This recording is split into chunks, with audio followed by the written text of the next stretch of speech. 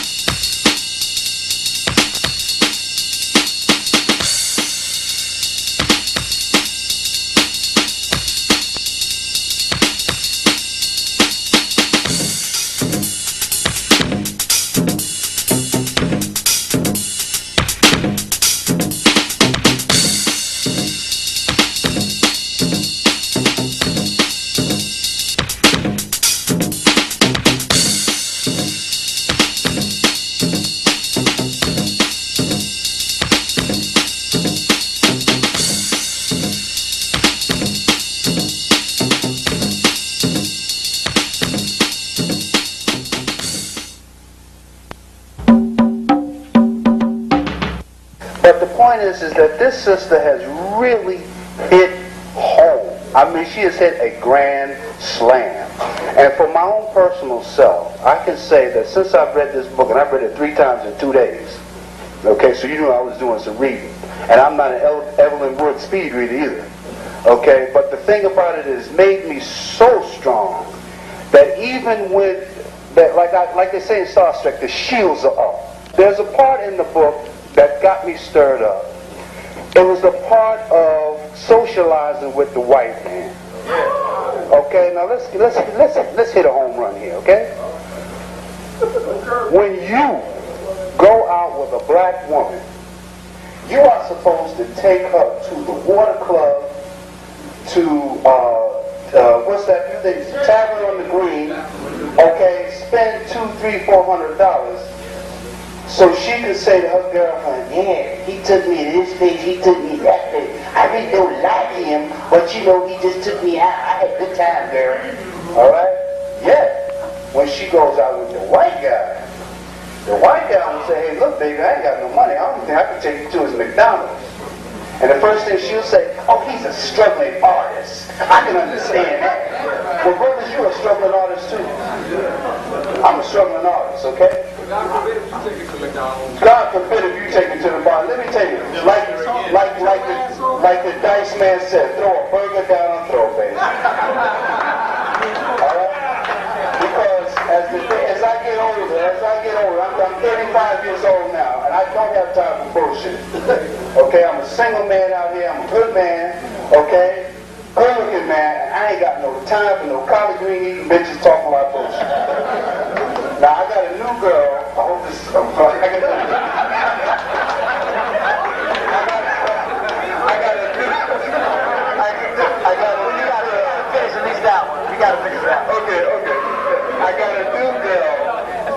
got a new girl, and I called her today, and I said, look, I'm going up to see the brothers up at the Black Man's thing.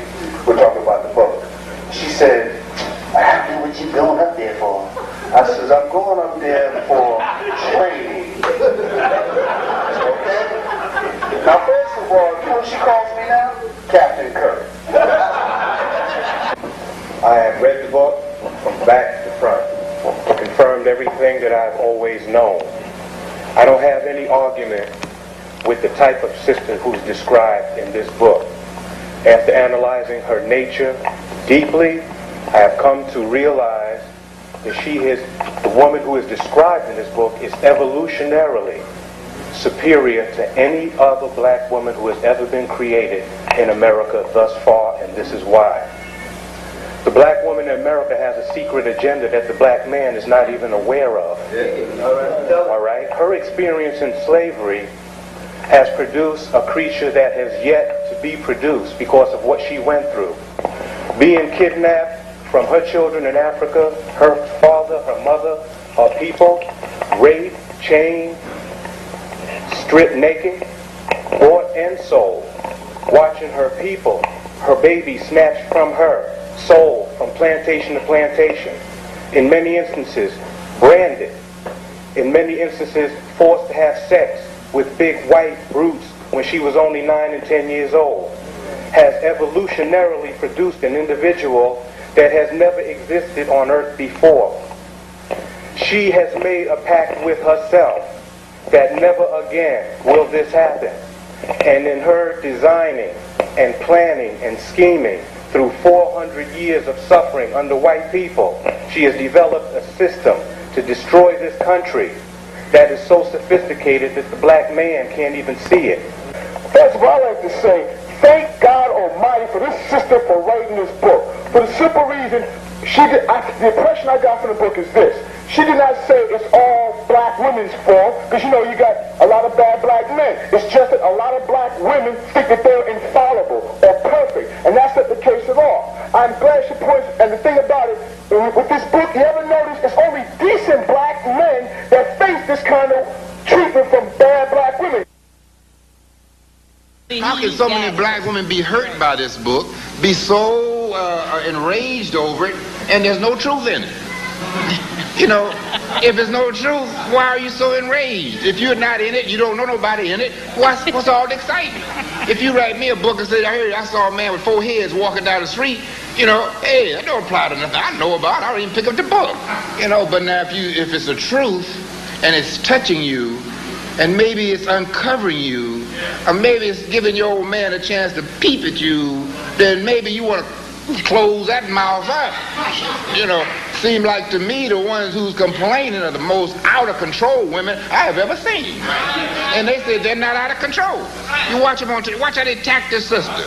I mean, some of them are sitting there, great big one, they sit right next to her like, you know, well, I don't agree with you. Boy, like they ready, like somebody set them up there to jump on the sister. They did. You know? Now, why would you do things like that if it's not true? You're showing you out of control. You're showing you're just like she described from page 1. The ones like that's from page 1 through the whole book. You know, I don't discuss my personal life a lot because of this project is so controversial, and I know that people are looking for ways to try to criticize me because they think that as a result of writing The Black Man's Guide to Understanding Black Women, that I'm trying to set myself up as being the perfect model and that I'm telling everyone, you know, well, I have it all straightened out, you should listen to me. I wouldn't have any reason to come out here and go through this kind of abuse and attack that I have to go through in order to try to reunite the black man and the black woman in America based on somebody else's appeal or suggestion or anything else. See, this is a painful process, but the digestive process is threefold. You have to first take the medicine in. You have to swallow it and let the nutrients go throughout the system, and then you have to have elimination. So we're in the process of eliminations, and my lectures are a major success because we address those things. We get that pain out, and we deal with the fact that our man has been hurting. Certainly we are hurting, and we're all in pain, but we have to come back together on that issue and try to work it out. I don't like the picture in the book. It's an ugly picture, but we have an ugly problem that we have been turned into as a result of living here in white America. Many of us do not have knowledge or information and education that can benefit the larger community. What I'm saying is that we have mixed up our priorities. We cannot go outside the home and correct it until we correct the problems we have inside the home. So our being out of control is that we have refused to allow and accept the black man to give us any direction on anything we're doing. Just like the black man's failure and his impotence to function in this society, that's not innate. This is something that has been bred into us since we have come to this country. What we need to do now is to recognize, you know, where we are, and for us sisters, not to fight me if you are not guilty of the things that I charge in my book. I need you to get on my side and to help me raise these other sisters. That message remains the same, and it's a problem that we need to solve, and I don't back down off of the truth. A family is like a nation, and in every nation you must have one head of the government that the rest of the people in that nation cooperate with in order to be successful. And if not, you have anarchy. And that's what we have now in our black homes, because the man has been displaced. And we have devalued the importance of the black man in the home in order to save the black family. It can't be done with just black women and us being pumped up to think that we are the strongest, and we are strong. The Black Man's Guide to Understanding the Black Woman. The #1 bestseller of 1990 is the most talked about, the most popular, and the most written about book Black America has ever seen. Newspapers across the country had a field day. Every editor, every publication, and every writer eagerly sunk their teeth into the meatiest topic they had ever encountered: personal relationship problems of black men and black women. The Black Man's Guide is discussed from the pulpit, debated in seminars, examined in college, and argued about on street corners. Never in African American history has a document surfaced that forces every black person to look outward and inward. Reactions run the gamut from praise and gratitude to hostility and outrage. The educated bulk at its lack of scholarship and standard documentation, while the general masses of the people say they are grateful for its straight talk and uncomplicated descriptions of what slavery has done to black women in America. Whatever the reaction, whatever the opinion, it is clear to every Negro, black, or African American that Shahrazad Ali is the black man's new champion.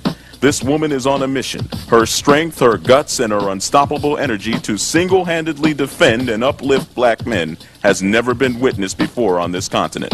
Black men report that the book has re-energized them to become better husbands and fathers, and has given them a new sense of worth and brotherhood with each other.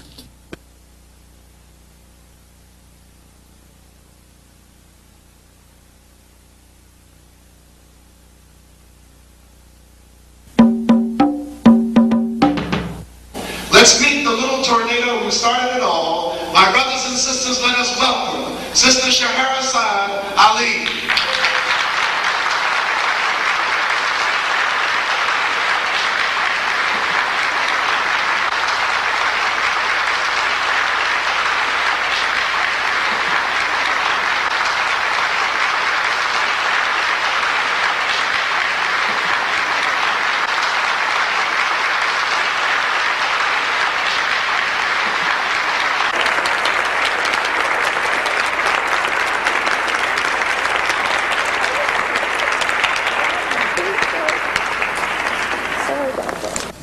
Good afternoon.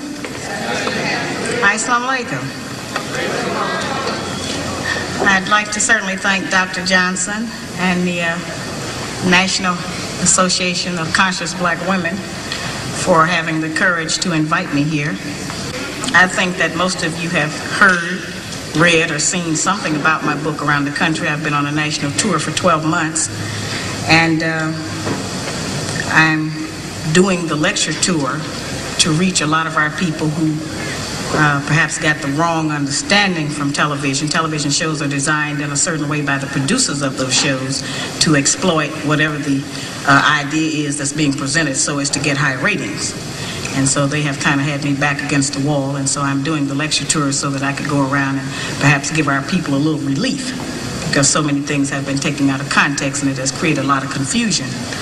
My position is that the black woman's disrespect and rebellion against the leadership and the authority of the black man is a direct cause of the breakdown in our black family structure.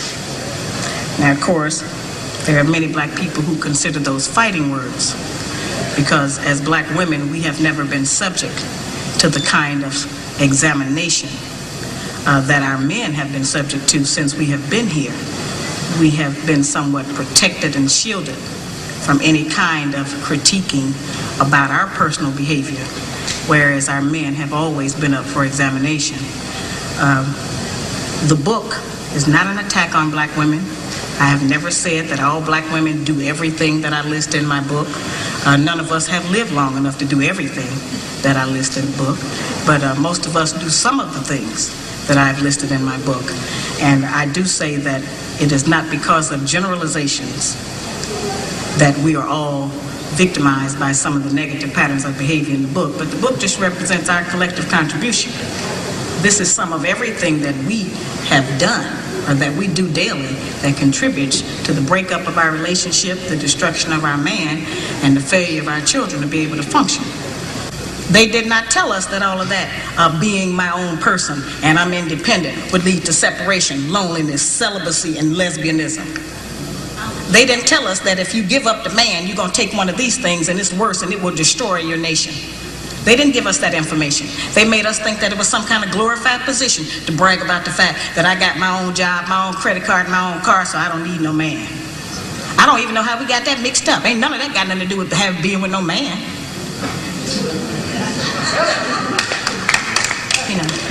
We have some serious relationship problems that nobody has been able to address us on, because everybody wants to pretend that this is not going on. Over 60% of our women are single, widowed, separated, or divorced.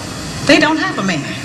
I just came out of Florida, and they got a housing complex that the Urban League built, which is a black organization that is for women and children only. They say they don't allow any men in there. I didn't have time to deal with it, but I talked about them real bad. That's the silliest program I've ever heard of. You know them women that had men if they got a bunch of children. They need fathers. They need protection. We hear about the drug problem that we have in our projects across the country. It's one of the major places that we have a drug problem. We talk about the great strength that we have as black women. Well, the welfare department don't rent government apartments to single black men. Those apartments belong to black women who are allowing this to go on in their home. We have not looked at what part of the responsibility do we share. Yes, black men sell a lot of drugs, and a lot of us black women get the money from them drugs and buy some of these fancy clothes we wear. Drive around in some of these fancy cars. He is not doing these things alone and without support from us, whether they are good or bad.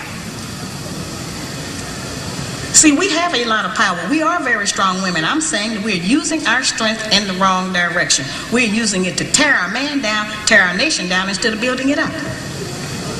Having an education and a job does not necessarily mean you have a successful life. I keep telling black women that to raise a child, they say, well, I provided with food, clothing, and shelter. That's not raising a child. That's maintaining one. To raise a child, you need a parental coalition of a man and a woman. You need a parental coalition of a man and a woman. We have sons who, by not having a father in the home, they don't know how to respect women. They take on the black female emotionalism. They become bitchy. They're doubtful. They're indecisive. They can't make a decision. They don't know what to do about being a man, because we can't teach them that. We don't have that knowledge. We have daughters who grow up in a home where they don't see any affection, where there's no man there. They go out into the world and try to mate. They don't have no idea how to be no woman to no man, how to function in a house with a man, because they haven't seen it. Most of our children, just like us, get all the information we have about how you be with a mate off television. It's the only medium that shows us anybody being together. Those rules have not worked for us. The white woman's liberation movement, we don't have anything to do with that. We have not been under the control of the black man for over 500 years, so what do we have to get liberated from them from? They haven't been our boss. That's the white woman and her man. They're going through that, and that's their business. We don't have any business being in that. They only introduced it to break down the civil rights movement. Civil rights movement started with the black man, the black woman, and the black child standing together, trying to plead for freedom, justice, and equality, and more benefits in the country that they had built. They threw the white woman in there with the women's liberation movement and made it a woman against man thing. That created a big separation between black men and black women, because then everybody started going for self. Then they bring the welfare system in and tell us in order to feed and clothe and house our children, we have to give up our man. You have to put the man out of the house. When the white farm wife goes to the government for subsidy for the farm, they don't tell her to get rid of the farmer. They keep that family together. But in the black community, they make it a requirement, because they want to keep endorsing into the black community that the black man is no good, and that he is not deserving of respect, he is not deserving of us letting him give us any protection or instruction, and that we are better than them. The major responsibility that the black woman has had on the earth for the trillions of years that we have been here has been one of nutrition and birthing children. Those two things have a great deal to do with the survival of any people, the reproduction of the nation, and feeding them the proper food so that they can live. Those are very important jobs. Those are very powerful positions, because it puts us in a position to decide who's going to live or die, and how slow they're going to die by what we feed them. We have a very powerful position. That's not a small role that we play. We have just been taught to misrepresent and misuse that power. The people who we have been counting on to give us the truth about how to get along have failed. The white people don't know how to get along. They don't have that information themselves. They don't get along with nobody on earth. So they didn't have no information to impart to us about how we're supposed to get along. They changed their relationship rules at will. We have, tons of black children around this country that I hear from who have grown up traumatized by the fact that they were referred to as the outside child. When we were having children like that, they called it illegitimate children, until the white woman started having them, and now it's single parenting. See, they changed the rules according to what they're doing. So I've called on our people to change them depending on what we want to do, what our needs are. There's another need that has not been addressed in our community, because nobody will deal with it, and that's one that God did not create three sexes. We only have men and women. Now, I have not said that we should reject the sisters who try and act like men and the men who try and act like women. I'm not saying to reject them from among us, but they need to be taught. We don't have to accept that as some kind of normalcy, because that's not normal. But because now the white people are practicing that, when we were doing it, we were punks and faggots. Now that they're doing it, now it's an alternative lifestyle.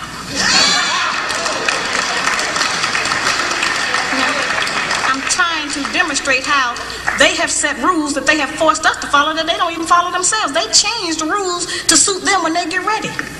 We can change them to suit us when we get ready, especially if we have what we have now, which is a failing system. It hasn't worked for us. We don't have to be ashamed that it hasn't worked for us. But we do have to be ashamed of the fact that we keep plodding behind it and not trying to make the corrections that will help our people to survive. So I had to stop saying that he was over you in charge of you. He has just been ruling us with an idea.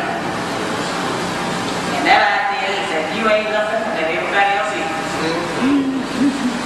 So coming up out of that idea this year,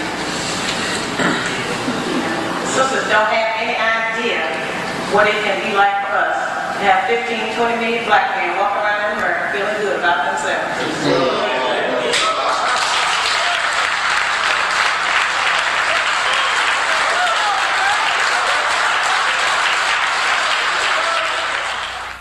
Because he wants to keep us in this condition. He wants to keep us separated from our man. Because he knows that the only door, the only route he has to destroy our black man is through the black woman.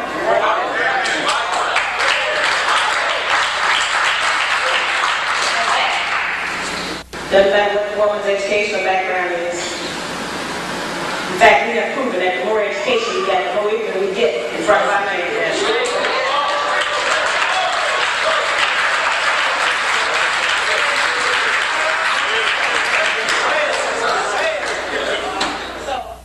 I'm glad that the book is being circulated around our community, and I would like to think that we are happy that we have something else to sell each other other than Avon, Tupperware, and Wood.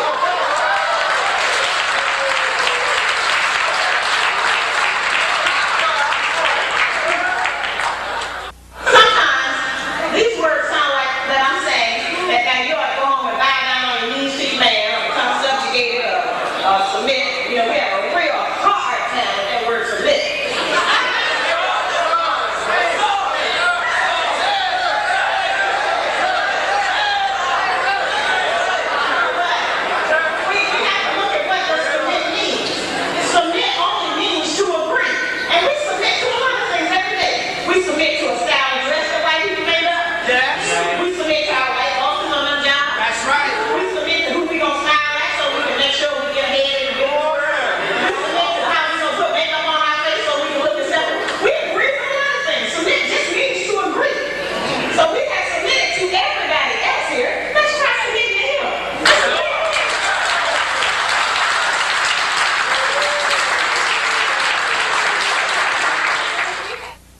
And yes, I have charged that our educational class has failed us.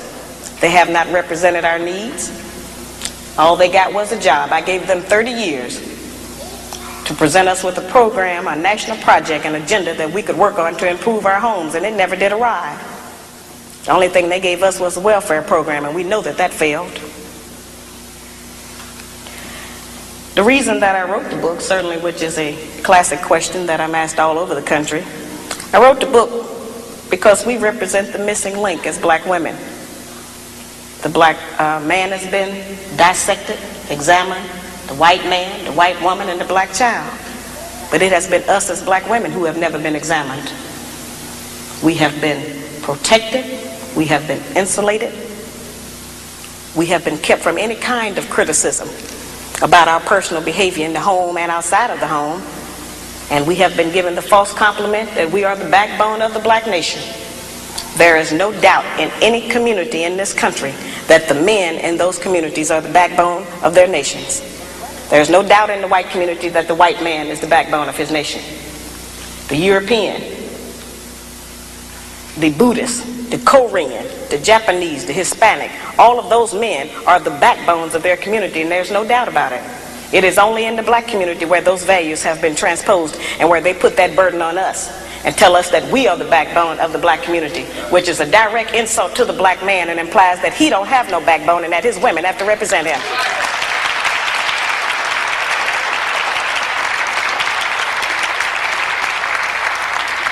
It's a heavy burden. It's one we are tired of carrying, and it is one that is not true. I remind people all the time that God did not make the white man, the white woman, the black woman, and then the black man. He made the black man first, and he created all of the rest of the people after him.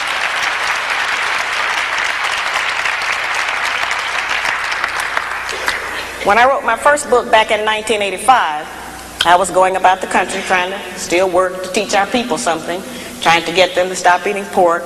And at that time, I was having what I call get off those hog lectures. And I would take the microscope out, what I call get off those hog lectures. And I would take the microscope out and I would show black people how even if you cook pork, you couldn't kill the worm. I would show them that the worm was still alive in the meat after heat, because that's what they told us, that you could cook it and kill the worm. And so I would show them what it did to the brain and the spinal column. And so there were many black men who wanted to stop eating pork. They wanted to change their diets, and they were in agreement. But it was the black woman who I found who was the most adamant, who refused to change her cooking habits, who didn't want to shop differently, who didn't want to do any different meal planning. And so I say, well now, if we are refusing to provide the black man with the proper physical food when we know food is what sustains life, then what else are we keeping from him? What else are we doing to destroy our men, to destroy our families, because we don't know any better, or because we're too lazy, or because nobody has ever called on us to repent? And so then that led me to the study. And so as I was going along, initially I was keeping up with names and addresses and all of those things for that so-called research that they talk about. And then I found out that we didn't have a control group. There was not one set of Negroes that I could point at and say, well, these particular Negroes over here, they didn't suffer from the psychological trauma of slavery, so we don't have to deal with that. I found out that all of us had the same problems, and that we were not as different as we think we are. We are all doing the same things. We're all practicing the same patterns of behavior. A pattern is something that people follow because they think it's the right way to go. We have been doing it and approving that behavior between each other because we think, well, this is just how you do it. We have not represented our own ideas. We have not had anyone to represent our own ideas to us. The only place we have learned about how to be a woman or how a man is to be a man is on television. We haven't had that kind of a chance to study ourselves. The white woman has been the only woman we have had an opportunity to study every day of our life. On television, in every magazine we ever picked up, in every newspaper, on every radio. She's been the only model we have had. And if we think that that's not important, then we need to, look at that again. We have studied that, and we have made up and came up with requirements that the white people have set for us for our man. And if he cannot come up to those requirements, then we have decided that he is impotent and unable to be our man because he's disqualified, because he does not qualify by the standards that the white people have set up. We think a good, successful relationship is one where everything goes our way. The first time it stops going our way, then we got a serious problem. We want our man to do everything we tell him to do, but we don't want to do anything he tells us to do.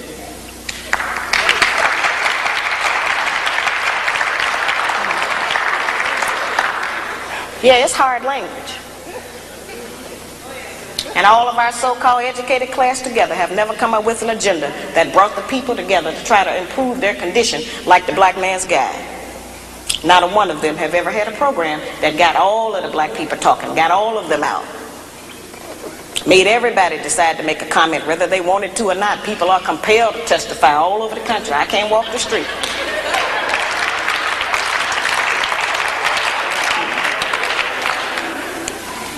See, we've never been examined, as I said. In the breakdown of every relationship, each party in the relationship shares 1/2 the responsibility. That's 50% of the responsibility. So yes, the black man is 50% responsible for the breakdown of our relationships. And we are the other 50% half responsible for the breakdown of our relationships. And I ask black women, if you do not want to accept 50% of the responsibility, what percentage do you accept, and how does that behavior manifest? And I guarantee you it's already in my book. Because this lists the things that we do. We've just never seen it in print. We've never had it out front. We've never been busted. But now we have the equality we've been crying for. They're busted and so are we.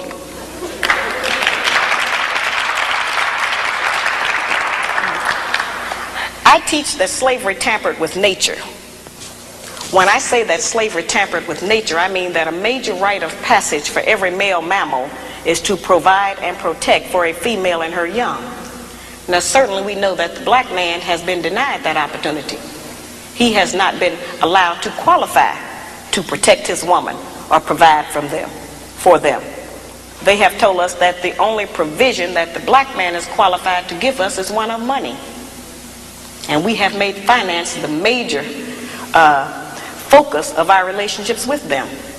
We have made the one thing that most of them don't even have be the criteria. We have been taught that if they do not give us money, that we are not to even allow them to be a father to their child.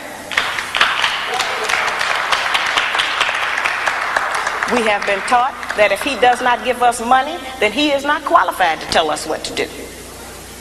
We have been taught that if he does not give us money, that he doesn't have any rights in the home. It's whoever is making the money who has the rights. That's not our system.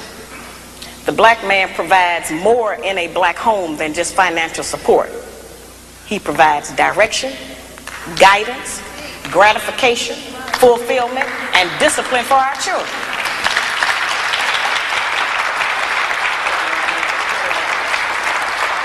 Those are the principles that are missing in our home today, which is why our children are savage in the streets.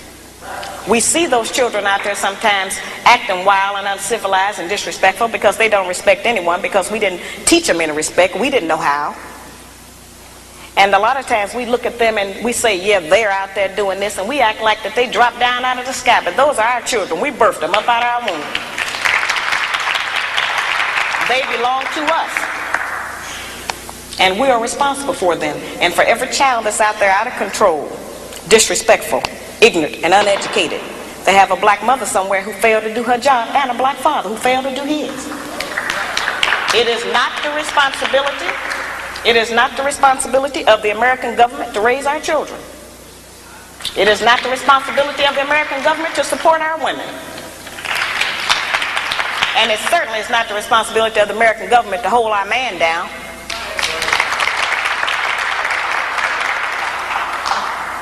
This book is to allow us to have a new chance to start all over and say, yes, this is what has happened. I didn't make myself like this. We don't get anything from ourselves. We pick it all up externally. And as we have picked up these bad habits, we can, decide that we are not going to do them. See, what has happened is that we have been turned, sisters, into kind of like Frankenstein. I think everybody remembers the Frankenstein monster. He had somebody's arms, somebody's legs. He even had somebody else's brain inside of his skull. Oh, he was functional, but he was not himself. And so, yes, we are functional. We have been taught that having a good job means that we are a total success. We have been taught that the solution to all the problems of the black people in America is to get a job with the white people. That's just not the truth. And that's certainly not saying that it is not important for us to have money for food, clothing, and shelter. And it's not saying that we as black women are not strong. I'm here today to represent some of that monumental strength we say we have. This does not mean that we are not strong. We don't have to put our man down in order to be strong. I'm just saying that we have used our strength in the wrong direction. We've been using it against our man instead of for him. If we use the kind of strength and influence that we have in this society to support the black man, won't anybody be able to come against him? But every man is judged by his woman, and if his woman say he ain't nothing, then the whole world believes he ain't nothing.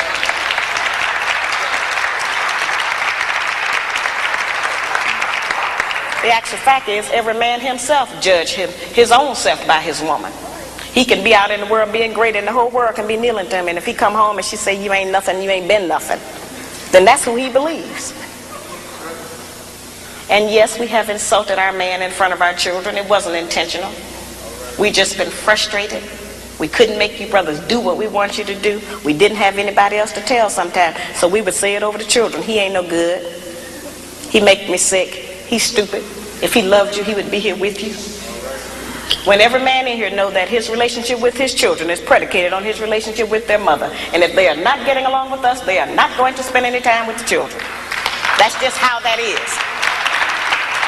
And I talk to brothers around this country, and I have testimonies and tons of letters from brothers who write and tell me that my book made them to decide to try to be a man again and try to have a woman. Now, if you think that's not an important work, I got black men who write me and say, you have made me decide not to have another white woman. I'm going to try to get back with the sisters and try them one more time.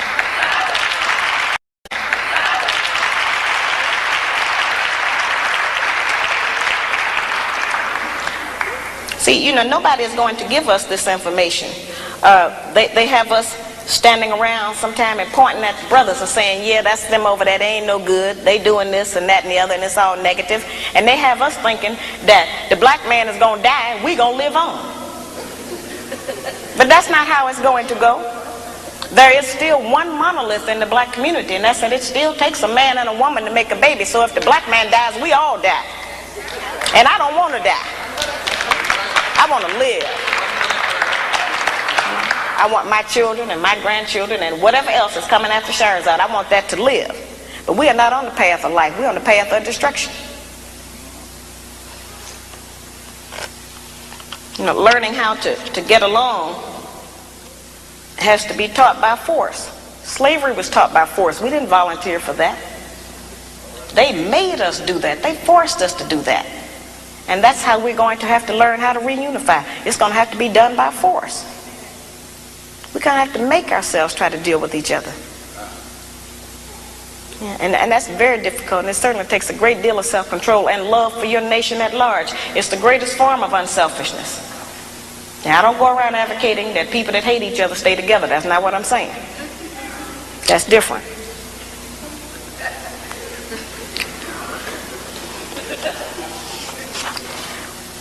We can't solve a problem or get to a solution about a problem that we refuse to acknowledge that we have. We don't have to be ashamed that we have a problem. We don't have to be ashamed to know that it is related to slavery, because all of our problems are related to slavery. And I know that that seems to be some old hat issue, and everybody want me to stop talking about that. Nobody would tell the Japanese woman to forget about the fact that during World War II, the white man interned her family, took all of their personal possessions. Nobody would tell her to forget about that. Nobody would tell the Indian woman, forget about the fact that the white man came over here and took your country and put you and your babies out on the reservation. And nobody would dare to tell the Jewish woman to forget about the Holocaust, so why I got to forget about slavery?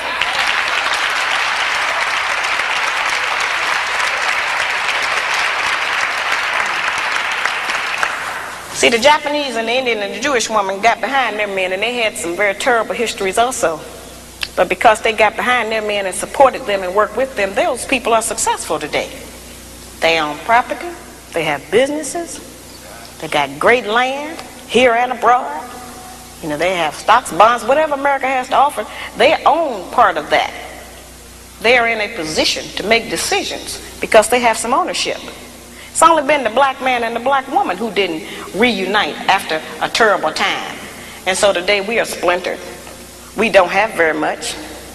We practice envy and jealousy. You know, they taught us a lot of bad habits that we practice against each other.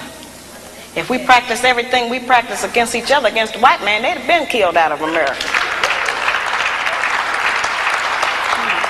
Most of that stuff we reserve for our own kind. And that's wrong.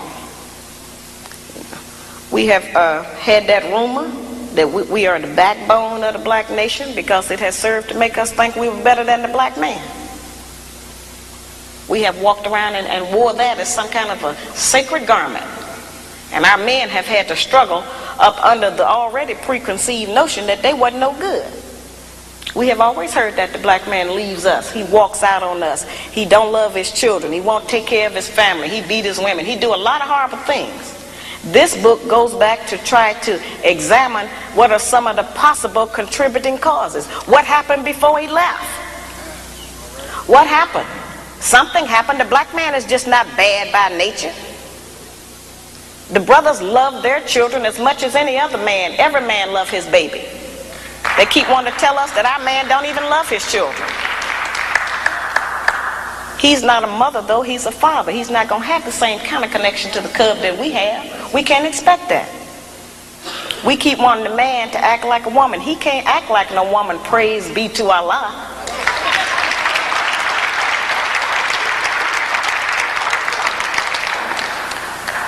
I wrote the book so that the brothers would understand what's going on, because most of what we charge them with is that he can't, quote, handle us. He can't handle me. They haven't known what they were handling. They didn't have that information. The book is really a book that puts the black man on point, because it tells him what he has allowed to happen to his woman and his children. And he can never again say he didn't know what was going on, because I have told him. See, it's never been an issue about whether or not the book is true or not, brother. The issue has been that I was not supposed to tell. But that's the missing information. And I was willing to come out here and go through whatever was going to be required if it was going to reunite some of our people. If we can get 1 or 2 black families in every town to start functioning differently, to make a better man and a better woman, then this campaign is worth it. It's worth it for our entire nation. I didn't just donate money to Marvin Collins School because this is my hometown, or because I wanted to put it in my mother's name. But we must have our own black schools to educate our own children.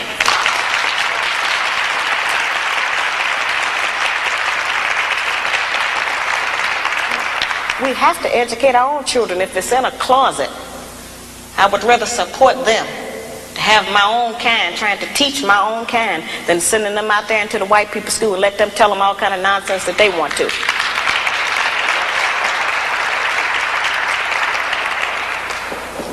It's a very serious situation. Let us take a look at what we as black women have produced while we were allegedly backboning the black nation. 1 in every 4 black males between the age of 20 and 29 is in prison, on parole, been arrested, or had some bump with the law. Over 50% of our prison population is black, male, growing, and female. We have more black men in prison than in college. 6 out of every 10 black men between the ages of 15 and 44 are unemployed, in jail, got some disease, homosexual, on drugs. 73% of all the black men in prison were raised by a single black woman in a home with no man. 80% of that 73% suffered child abuse in the home, victimized by the mother. 1/3 of our children drop out of school before they graduate. Over 60% of our households are headed by black women who are single, divorced, separated, or widowed. Yeah, we got a serious problem. And only God knows how many of our black babies we have killed through abortion. I don't think that's something I think that's something the black man will never understand, how we kill that life in our womb because we decide we don't feel like taking care of it. It's too much of a hassle. Or we change our mind about how we feel about the man. So we have been in a very, very powerful position. We can make heaven or hell for the man, and we can decide who's going to live and die. That is a great woman, I agree. But we are in a very prestigious position. We are the wives of man who was the first man that God chose to be on the earth. That's a very great position.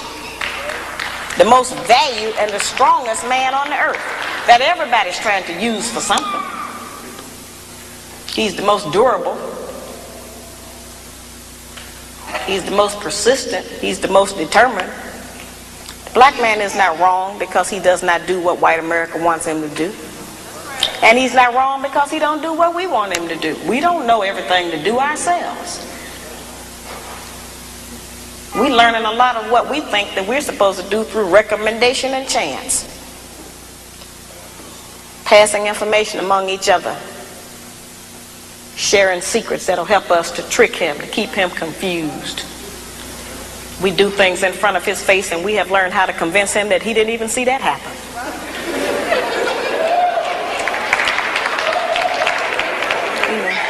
Just serious situations. This is the first platform the black man has ever had to air his grievances about the black woman, because nobody would ever listen to him. They listen to us. And we have had many complaints. Many of them may be true. But they have complaints against us too. They've just been too cool to deal with it like that. And then God sent Sister Shahrazad. And said, we're going to deal with it now.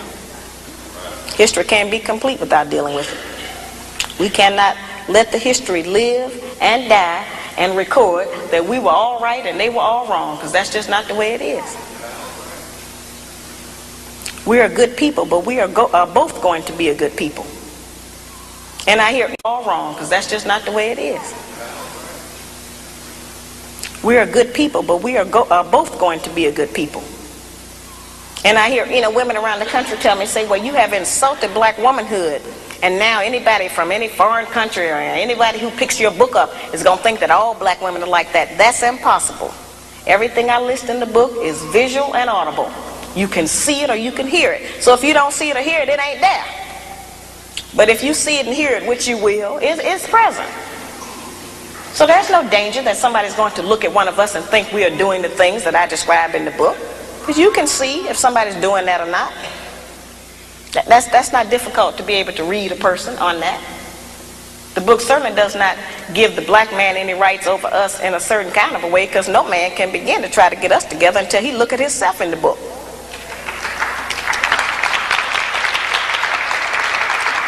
See, we represent problem number 2. They already know who problem number 1 is. Now, I know that many of us have heard a lot about, allegedly, as I said, about how much money I'm supposed to be making. I have to mention that because that's what they mention in all of the newspapers around the country. It's the weirdest thing I ever heard of. one article in Emerge magazine before I left day before yesterday. I come out of Boston. I went back through Philadelphia, and somebody had faxed me a copy of an article out of Emerge magazine. And the magazine said that they were still getting letters about my book, but that they had decided not to print anything else about it because they had decided that my book had made enough money. So I called the editors up. I told my secretary, I said, get him on the telephone. So I asked him, I said, that was a very ridiculous and ignorant remark to make, brother, since you don't know what the book sells for or how many I've sold or any of that. I say, plus, why don't some of you black people get together and go tell IBM and Adidas and Nike and Reebok that they made enough money? You know, those are the people robbing our people. You know, I said, go down there and tell Xerox they made enough money and see what they say.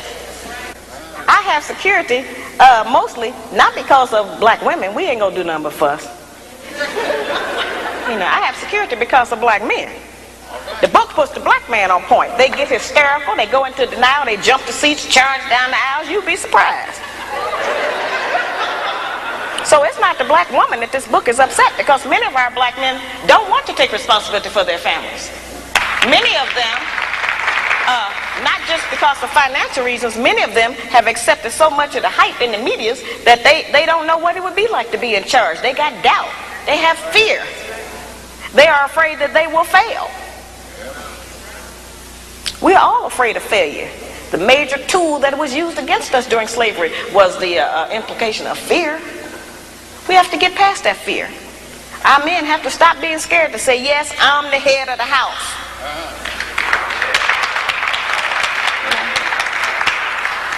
They need to know that every woman want to know her limitations with her man. Any woman that can do a man any kind of way and have her way with him and say anything she wants to him, she ain't gonna want him in a minute.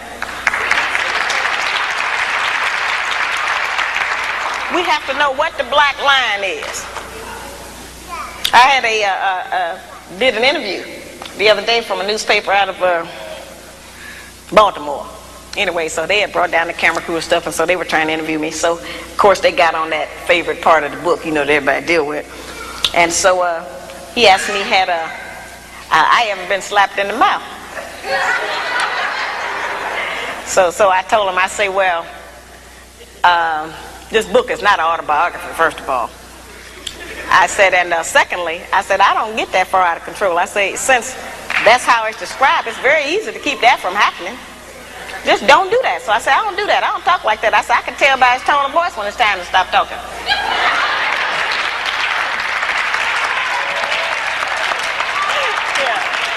That's the most amazing thing.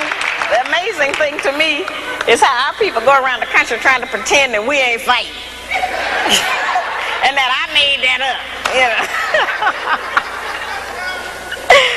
But as I said, this book demonstrates that we are not as different as we like to think that we are. So what I'm going to go over real brief right now is what the attributes are of the good black woman. Since she's not on television, we may not recognize her. Okay. Now, the good black woman has 7 attributes, and then I'm going to explain to you how to utilize those in your day-to-day life.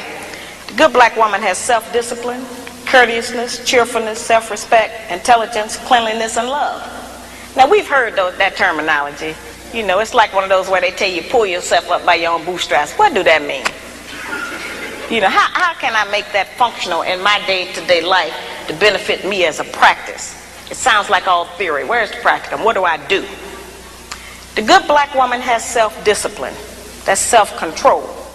Let me make that real for you, sisters. We can start with our mouth. The good black woman can control her mouth. She don't have to say everything that comes up. It's okay if he get the last word sometime. You know. She don't cuss in public.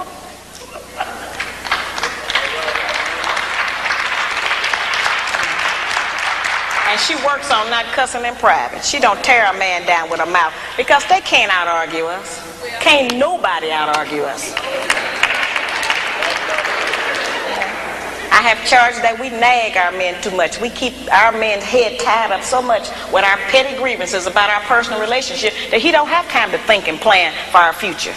Because he got to deal with what's going to happen with us every day. You know, it's real odd. When the black man come home, he almost have to do a wind test or stick his toe in the door. He don't know what's waiting. He don't know who in there today. He know it's a possibility that there's some kind of new monster that he didn't even know about yesterday. So, you know, we need to not make it like that. We need to not be so vicious with our mouth. You know, men are not petty like that. They're not going to out-argue us. And it has been proven that verbal abuse is just as harmful as physical abuse. So let's not use our mouth to do that to him. The good black woman is courteous. She says, thank you, baby. I appreciate you doing that.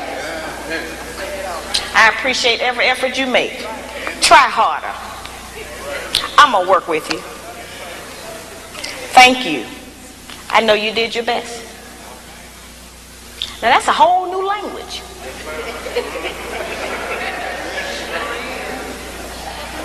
But just to say that during the course of the day, every day, with the man that you're trying to be with or want to be with, will make our life easier.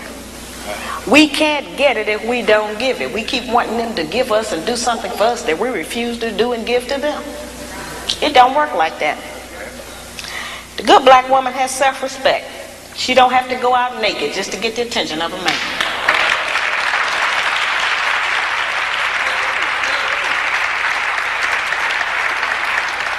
I have sisters all over the country, and they come up to me after the lectures, and they'll be talking to me, and they'll say, well, you know, all he think about is sex. All he think about is my body. I say, why don't you show him something else? And then here's the really good one. They'll come up and they'll have on a weave. They have on false eyelashes, another whole face, false fingernails, and all of that. And then they'll say, but I'm looking for a real man.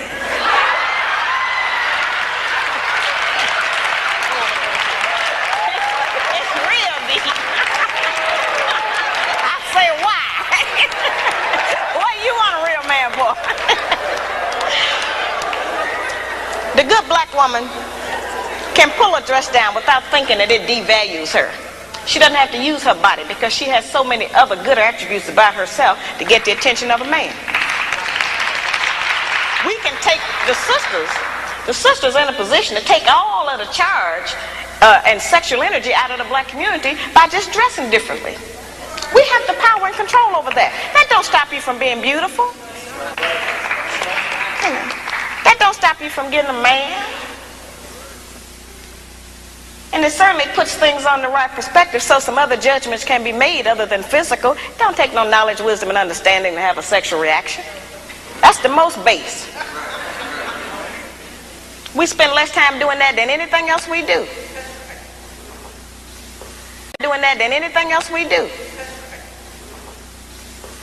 So, you know, that doesn't always have to be the forefront issue. We know we are capable of that.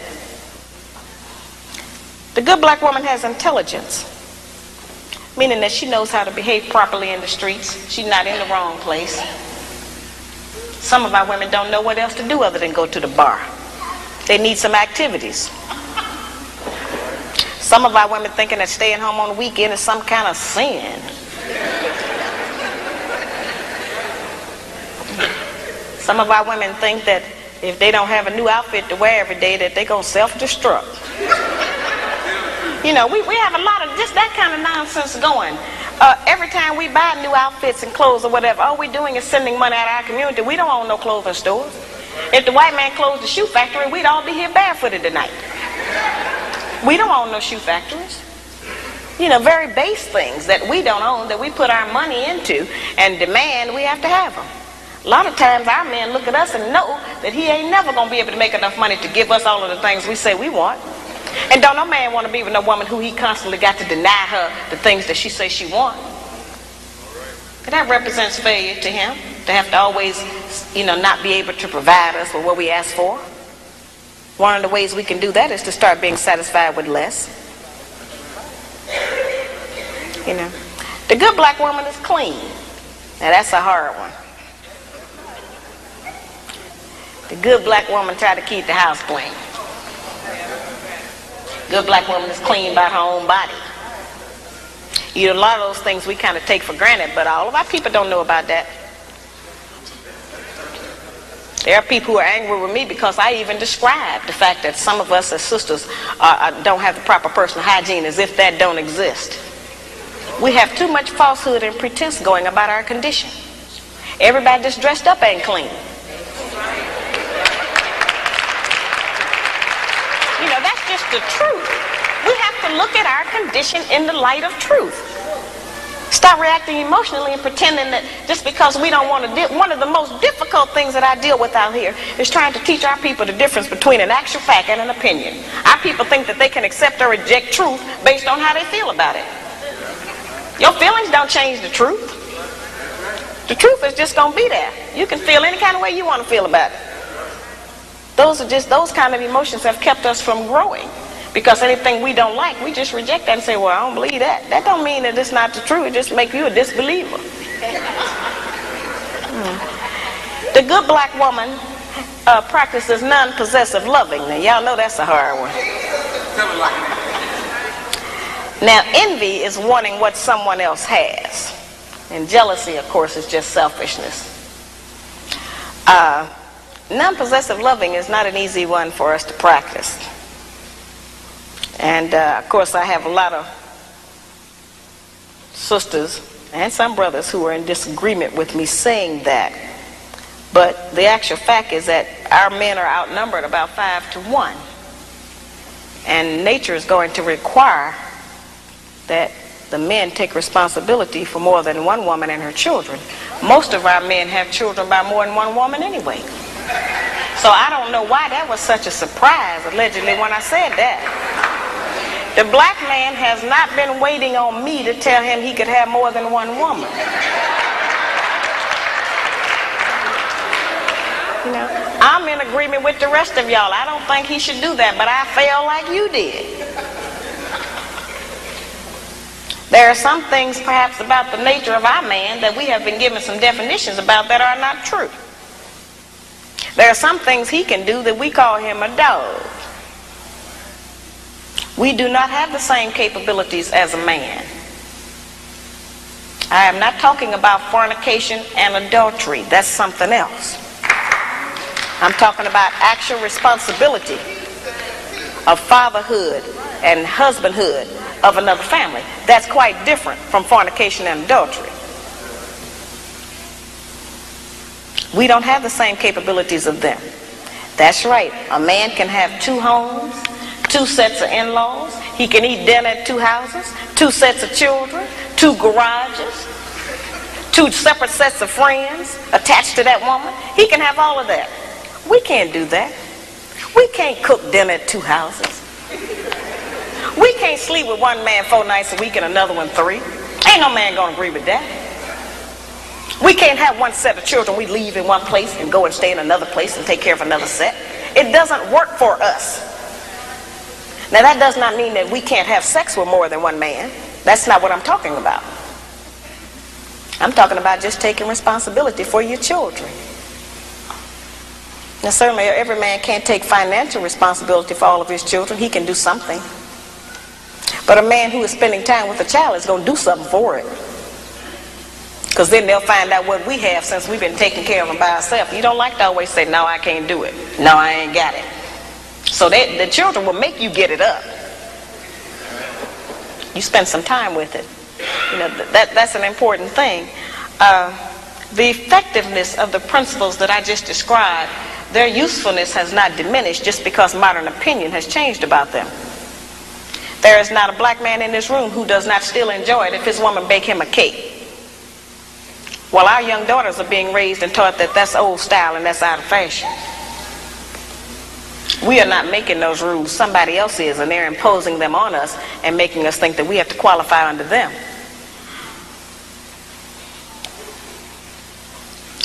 I tell the brothers, just like I tell the sisters, if you have a woman that you've been working with for months or years, and you can't get that woman to get in agreement with your program, then get rid of her and get another one. And I tell the sisters the same thing. If you're with a man you can't agree with, don't make his life miserable. Get with a man you can agree with.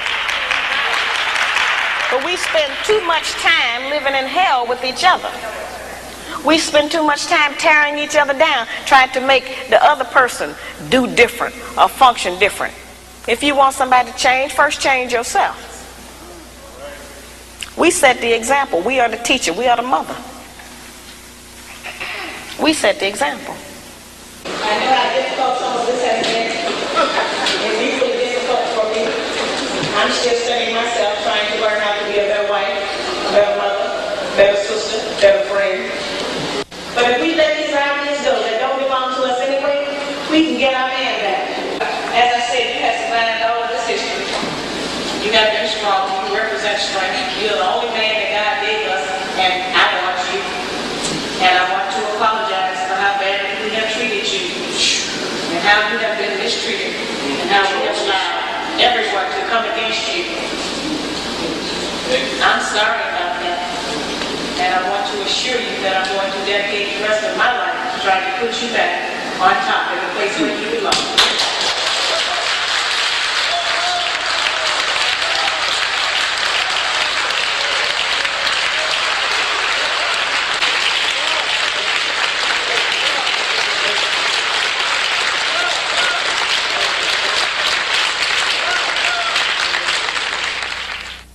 Is the show over? Absolutely.